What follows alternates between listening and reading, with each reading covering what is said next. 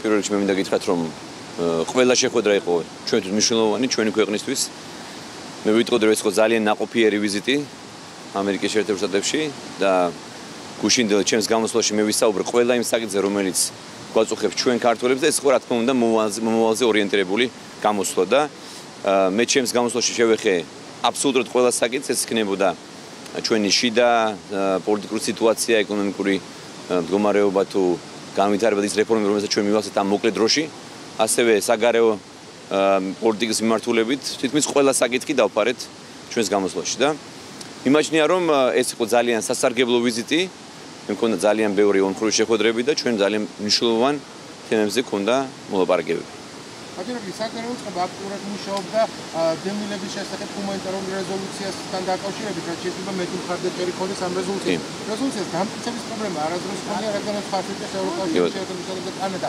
თუმცა აი თქვენ შეხვედრებზე თუ დაგჭირთ ჩაბეჭდილება, რომ კიდევ მეტი მხარდამჭერი ეყოლება ამ რეზოლუციას. იცით რა, საგარეო საქმეთა სამინისტროს აქვს უკვე საკმაოდ დიდი წინსვლა ამ მიმართულებით.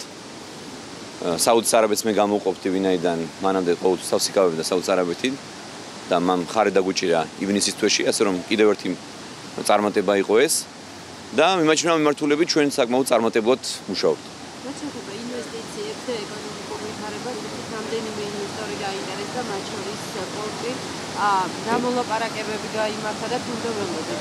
მე მქონდა ერთ-ერთ გიგანტურ კომპანიასთან შეხვედრა ეკომთან ანაკლის პორტის თაობაზე.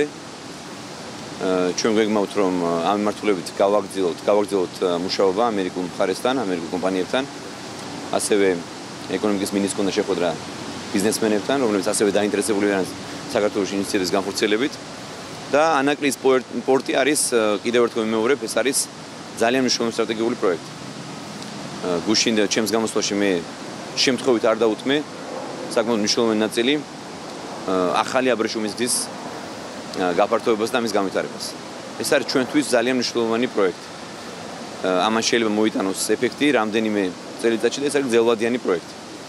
ასე რომ მიმაჩნია, რომ ანაკლის პორტი იქნება ერთ-ერთი წარმატებული პროექტი ჩვენი მთავრობის.